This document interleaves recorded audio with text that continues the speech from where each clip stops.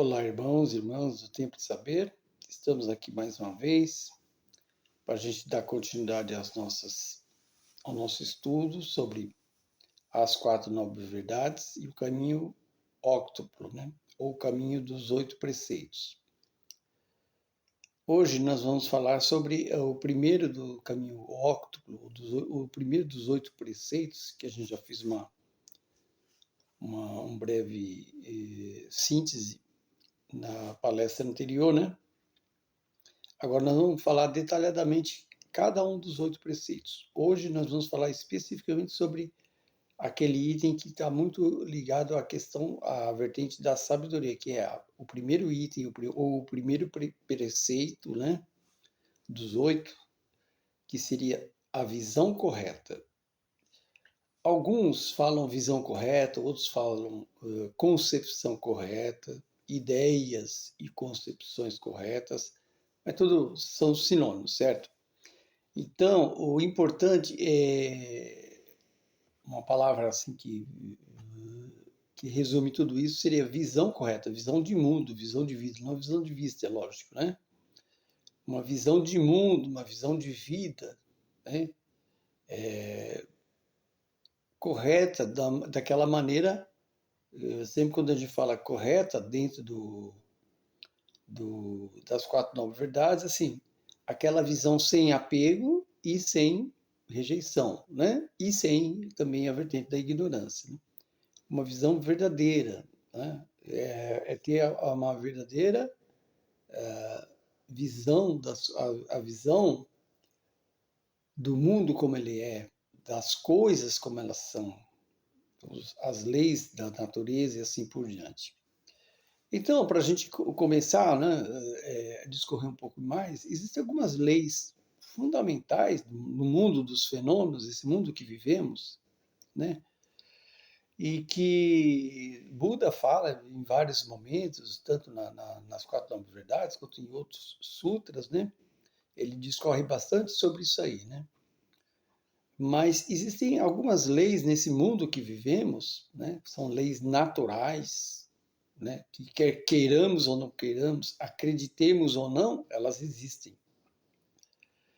Então, nesse mundo do samsara que a gente diz assim, o mundo dos fenômenos, existem as seguintes leis principais. Existem várias outras que são depois variações, né?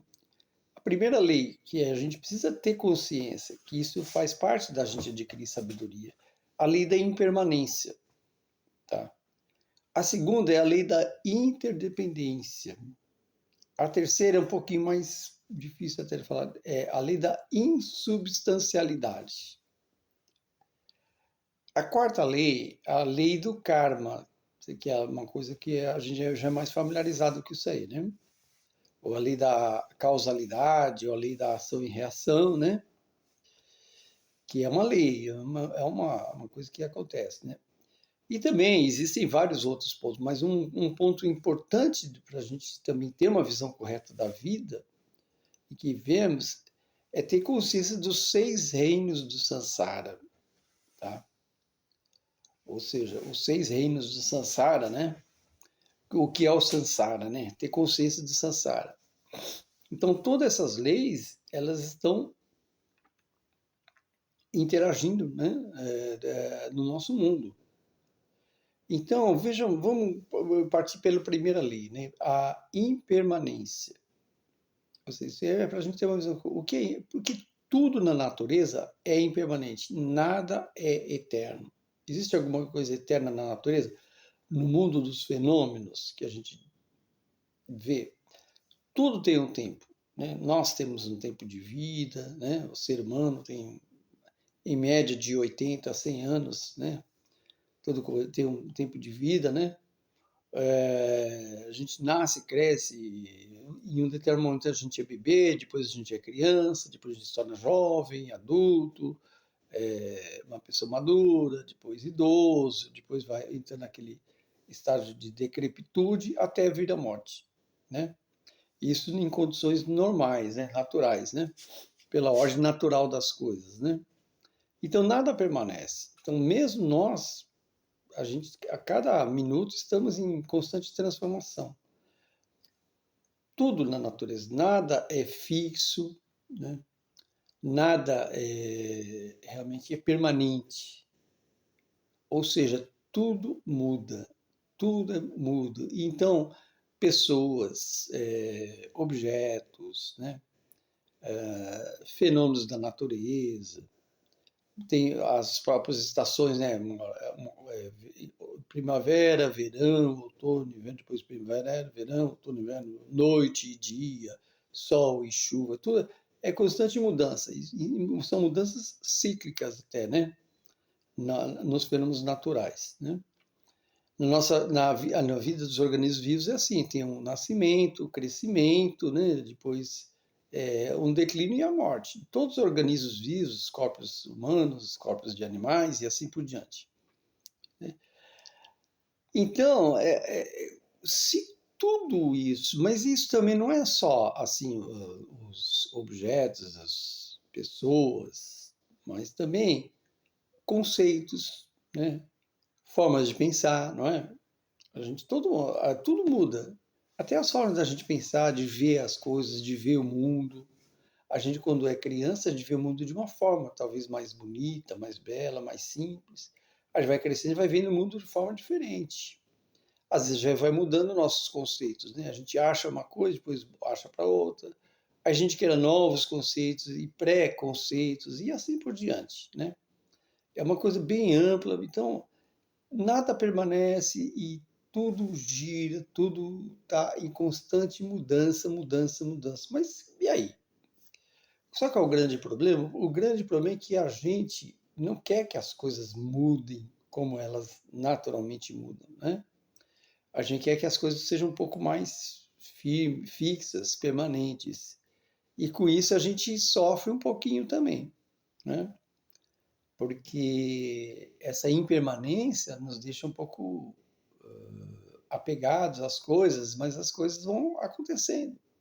As relações também mudam, não é? As relações entre pessoas, tanto a relação quando a gente é criança, conhece pessoas na idade escolar, depois você nunca mais vê, a maioria delas você nunca mais vê, depois, depois você vai avançando na juventude, novas amizades, parentes, amigos e assim por diante que você conhece, depois não vê mais, outros surgem novas pessoas, outras pessoas vão, e assim é uma constante mudança. E às vezes essa mudança, essa impermanência, isso nos deixa um pouco assim desgastado, porque a gente quer que tudo seja permanente. Às vezes até as próprias relações de casamento, alguns casamentos duram durante toda a vida humana, outros duram menos tempo, né? E assim por diante. Quer dizer, cada um tem uma história diferente. Mas no final de tudo, tudo está em constante mudança, mudança, mudança. Então, quando a gente vai enfrentar, quando a gente tiver consciência mesmo dessa lei da impermanência, a gente vai despertar um pouco mais de paciência, sabendo que tudo muda. Então não adianta a gente querer se estressar. Eu estou num emprego, de repente lá, um emprego maravilhoso, estou trabalhando há 20, 30 anos, de repente meu chefe fala, oh, agora a empresa mudou, foi vendida para uma outra pessoa, vai ter uma reestruturação, você está sendo mandado embora. Às vezes, quando a gente menos espera, acho que estava com aquelas bases sólidas, fixas, surge um imprevisto e muda, né? E essas mudanças geram muito impactos na nossa vida em todas as situações, né? Nas relações, uma separação, né? E assim por diante. Até as coisas naturais, assim.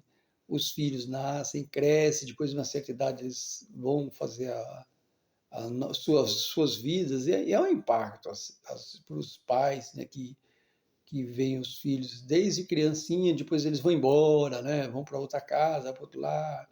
Então, depois, logicamente, vai se acostumando, adequando e assim por diante.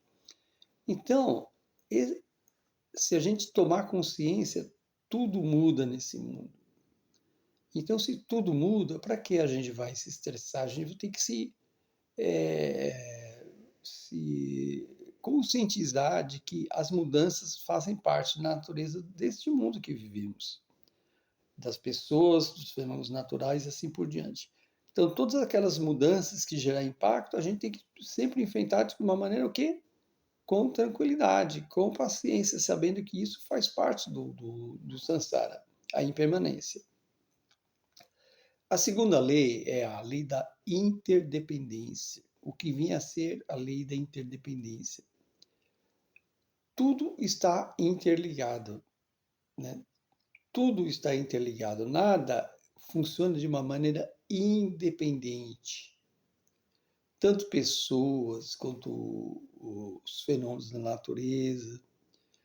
Tudo isso é um começo para a gente entender um pouquinho lá na frente a questão da vacuidade, né? Mas tudo está interligado. Às vezes a gente acha que nós temos uma vida independente, eu quero ter uma vida independente, mas não somos independentes de nada.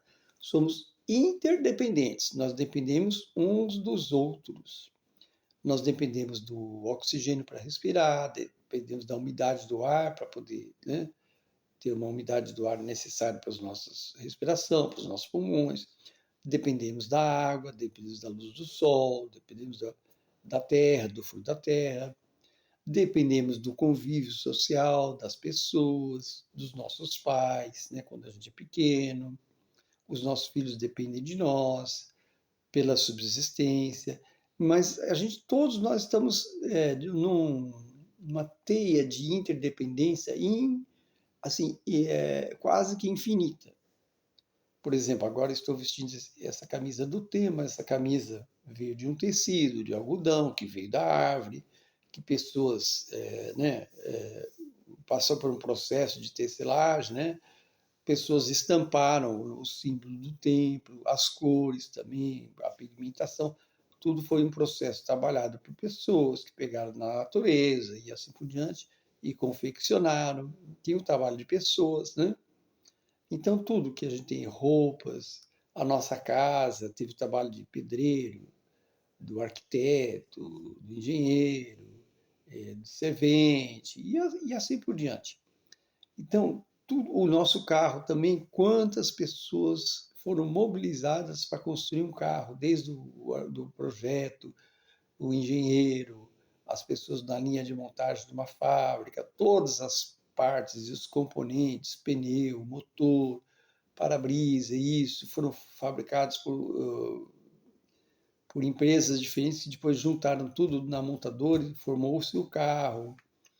Então, tudo o que a gente tem, falando, eu tenho uma vida independente, eu não dependo de nada, a gente depende de todo mundo. E é importante a gente ter essa consciência de que tudo que está à nossa volta é uma teia de interdependência. Eu preciso eu estou ligado, estou conectado e os outros também estão conectados a mim.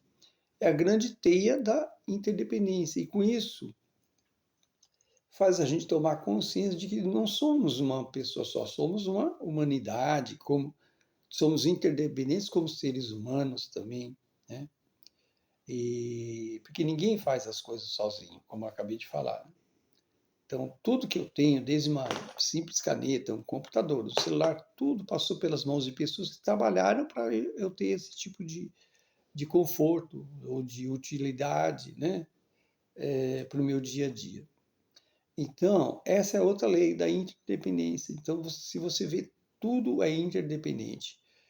O pássaro depende, a abelha depende da flor para polinizar, né, para produzir seu mel, né? A flor, por outro lado, depende da luz do sol, depende da terra, depende da água, da chuva, para poder também crescer, né? A planta crescer e florir, e depois a flor gera seu fruto, que dá uma semente, e assim por diante também. E gera árvore, a árvore gera fruto, depois o fruto alimenta o pássaro, né? E por aí vai. Então, é todo um ciclo de interdependência. Então, nós estamos numa grande teia de interdependência, né? E a gente tem que ter. Só que a nossa visão é uma visão um pouco incorreta, de que, não, parece que a vida Eu sou totalmente independente de tudo que está por aí. E a gente fica meio assim, alienado, né, da verdadeira natureza das coisas, da verdadeira realidade da vida. E com isso a gente comete muitos erros, tipo egoísmo, egocentrismo, né? E que tudo isso gera delusões, né? É uma visão incorreta. Se a gente achar que a gente é independente, que eu não dependo de nada, de ninguém, disso, daquilo. Até para viver, quando a gente está dormindo, a gente depende do oxigênio, mas o nosso organismo, a própria função vegetativa dele, automática, faz por nós. Mas nós dependemos, né? A gente não dá a ordem, não, agora eu vou dormir e meu organismo vai ter que respirar para continuar vivendo. Não, ele faz automaticamente. Nós dependemos desse sistema automático do nosso próprio organismo também, né? Outra lei, a insubstancialidade. Que é insubstancialidade? É assim, é uma lei um pouco mais profunda que está muito ligada à questão da vacuidade, que depois a gente pode explicar melhor. Mas, de uma maneira geral, assim, tudo que tem, se você avaliar, ela, no fundo, ela não tem substância própria. Por exemplo, se eu avaliar a minha mão, eu vou olhar, minha mão é formada por dedo, mas o dedo tem... o que é o dedo? O dedo tem três partes, né? Três ossinhos aqui, tem a unha, isso, aquilo, mas a unha não é o dedo, né? Então, se eu avaliar a unha, eu vou ver o que é que tem a unha. A unha são células, né? São células, são moléculas, né? Isso, e os ossos também. Então, quanto mais você vai aprofundando na investigação, você não vai vendo substância nenhuma. É que nem assim, se você pega um microscópio super potente, que você vai colocar para ver nosso dedo ou nossa mão, ele vai olhar o quê? Vai chegar um ponto que ele vai ver o quê? Ele vê as moléculas, as células, né? Depois vai ver o quê? O átomo, né? E aí o átomo já é meio invisível. É uma coisa que é uma energia. Então, isso é o princípio da insubstancialidade, que no final de tudo nada tem substância própria, mas isso é um conceito mais avançado que depois numa outra oportunidade a gente vai falar um pouquinho melhor, né? Outra lei que existe, que é importante a gente ter essa visão correta, que Buda falou, não só Buda, mas as tradições mais antigas do Oriente, já falou que é a lei do karma, né? A lei do karma, a lei da ação e reação. Para toda ação existe uma reação, né? E ela é muito antiquíssima essa lei, né? Tanto no Oriente, há milênios já se fala, nos livros sagrados, nos Vedas, e a própria ciência agora, independente da questão religiosa, de vidas, sabe que para toda ação existe uma reação dos corpos, né? E, mas veja bem, a lei do karma ela é muito profunda, porque ela fala também sobre a ação e reação vida após vida. Logicamente, cada um desses itens, impermanência, interdependência, insubstancialidade, lei do karma, cada um desses itens é para falar 10, 20 palestras, né? São muito complexas. Estou falando de maneira mais ampla, né? Então, a lei do karma, quando a gente conhece os preceitos principais da lei do karma, da ação e da reação, isso ajuda o que? A gente a se disciplinar para não cometer ações negativas, né? Que se você comete uma ação negativa ou não virtuosa, você vai gerar algum tipo de sofrimento ou desconforto. Se você cometer ações positivas ou virtuosas, você vai gerar algum tipo de conforto ou algum tipo de mérito, né? Ou de alegria ou até de felicidade. É importante a gente ter consciência da lei do karma, tá? Tanto que as tradições ocidentais agora já falam mais, principalmente com o advento do espiritismo no mundo ocidental, né? E também a teosofia também que veio que é fundamentada nos ensinamentos dos mestres do Oriente, mas também veio com muita força aqui para o Ocidente, que praticamente foram as bases do movimento esotérico mundial. Também fala muito sobre a questão do karma, também já divulgou um pouco mais, né? E também a gente precisa ter uma compreensão correta, uma visão correta dos 6 reinos do Sansara, que são os 6 reinos do Sansara, né? Para a gente ter uma percepção de onde estamos, de onde viemos e para onde vamos, enquanto no Sansara, né? Porque existem os reinos do Sansara, que é esse reino onde todas essas leis funcionam, a impermanência, interdependência, a lei do karma, da ação e reação, né? De uma maneira muito forte, proeminente, né? E existem planos, né? No budismo fala-se reinos. Aqui no Ocidente fala-se mais planos, né? Então, os reinos do Sansara são os reinos mais inferiores, o médio, o intermediário e os superiores, né? Os inferiores, o reino dos infernos, o reino dos espíritos sofredores ou espíritos famintos. Depois tem o reino dos animais e o reino dos humanos, né, que está no intermediário. E depois vem dos semideuses e deuses. Né? Quando a gente diz semideuses e deuses, porque são deuses, não, são pessoas humanas, ou até de outra linhagem angélica, né, também, dos elementais, tudo que não tem mais esse corpo físico, mas tem um corpo ainda mais sutil, que é o corpo etérico, o corpo astral, né? Onde se manifestam também em planos diferentes. Então, é lógico que tudo isso logicamente, a gente tem que dar uma aula ou explanar melhor, né? Sobre esses reinos do Sansara. Mas, ou reinos de Sansara, ou planos, né? Do mundo astral, como se fala, né? Aqui também é muito conhecido como os planos do mundo astral, mundo físico, mundo astral e mundo mental, né? Então, cada escola, cada tradição tem um tipo de classificação. Mudam os nomes, mas a questão é a mesma, né? Que existem esses planos onde nós passamos, onde a nossa vida não é permanente, ela é impermanente, ou seja, ela está sempre mudando. A gente migra de um plano para outro. Quando termina o nosso tempo de vida aqui nesse plano, a gente já vai, nossa alma, nossa essência, nossa consciência, ela vai migrar para um outro plano, dependente do seu estado de consciência. Pode ser tanto um plano de vibração mais densa, inferior, né? Ou para um plano de vibração mais sutil, superior.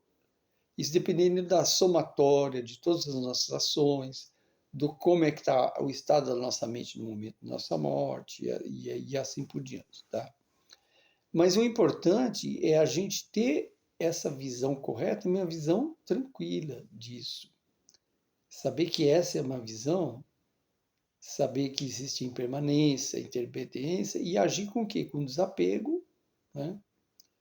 E também sem nenhum tipo de rejeição, sem querer sofrer por isso. Mas como a gente age com apego a esse mundo, a esse plano, então a gente não quer morrer, a gente não quer que as coisas mudem. Se a gente está passando por uma fase muito, muito boa, a gente não quer que ela mude, mas às vezes pode mudar. Ou vice-versa, às vezes está passando por uma fase ruim também, a fase muda, né? Nem tudo dura muito eternamente, né? Mas então o maior sofrimento nosso é que a gente quer que as coisas sejam da forma que a gente acha que deve ser. A gente acha que tudo tem que ser permanente, tudo tem que depender nós temos uma visão de independência, mas nada é independente, né? E a própria lei do karma, né? A gente comete ações que depois a gente recebe de volta reações não muito agradáveis, quer seja de ações feitas nessa vida ou de vidas anteriores, né? E a gente ter consciência dos reinos Sansara, porque quando a gente tem consciência de que existem todos esses reinos inferiores, por que existe o reino inferior que tem mais sofrimento? Justamente em função da própria lei do karma, né? Da ação e reação. Nós agimos de uma maneira de corpo, fala e mente não virtuosa de uma maneira tão forte que nos conduziram a reinos inferiores.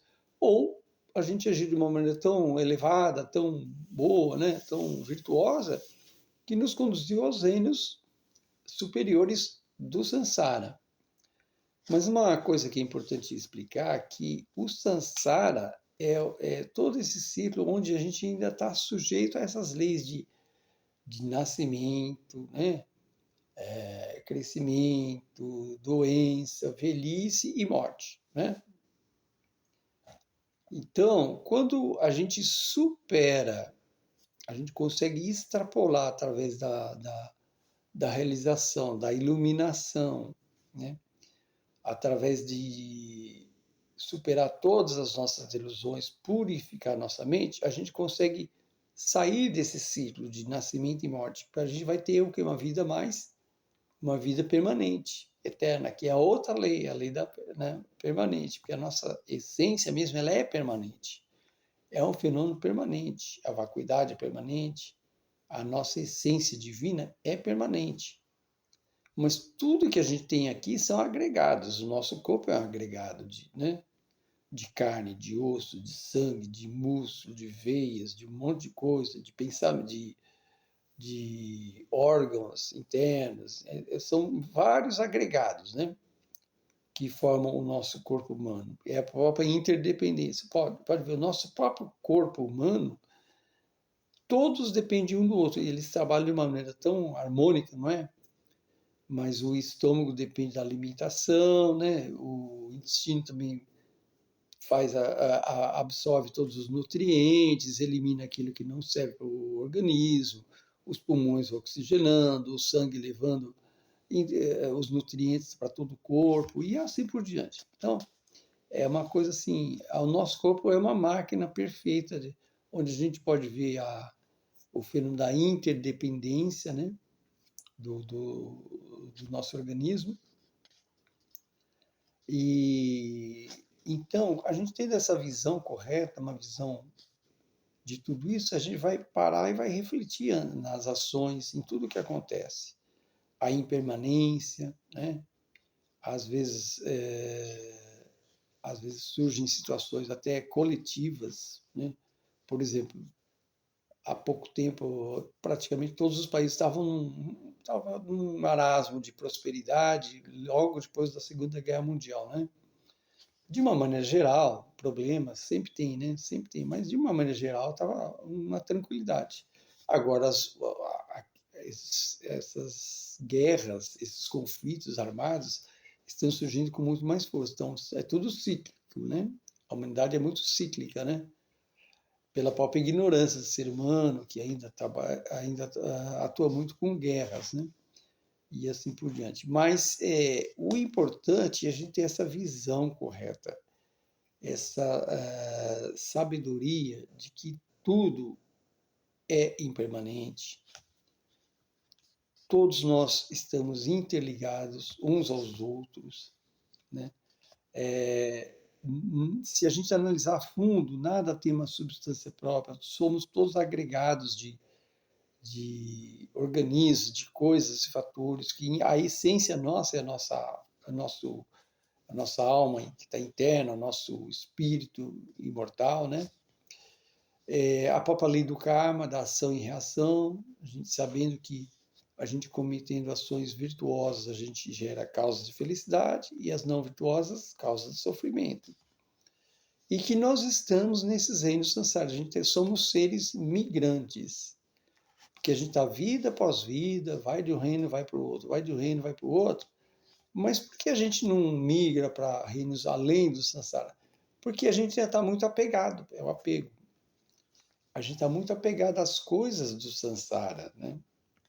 Então, há essas ideias errôneas que a gente tem, essas concepções erradas que a gente tem, e essas concepções incorretas, né? Que fazem a gente se prender no samsara, o próprio apego, né? As pessoas, né? As relações e assim por diante. Então, é uma coisa muito ampla, mas é mais para dar uma ideia do que vem a ser a visão correta, né? Visão correta ou ideias e concepções corretas, né? Que é a base. Essa é praticamente a base para tudo. A gente tomando consciência, a gente realizando todos esses preceitos da visão correta, que é a impermanência, realizando a impermanência, a interdependência, a lei do karma e os 6 reinos de samsara, aí sim a gente vai ter mais condições, né, de poder avançar além do samsara. Além do samsara é onde tem as terras puras, onde praticamente tudo é mais permanente, são fenômenos mais permanentes. Eles acontecem rapidamente, mas existe, por exemplo, é a vida eterna, como se diz aí, né? Enquanto aqui é um mundo totalmente ainda que tem prazo de validade, falando corretamente. Nós vivemos no samsara, o samsara tem prazo de validade para tudo. Nada fica, nada permanece. Tudo é impermanente. Tudo nasce, cresce, adoece, envelhece e morre. E se transforma, né? E, bom, então isso é a mensagem sobre o primeiro dos 8 preceitos, que é a visão correta. No próximo, a gente vai falar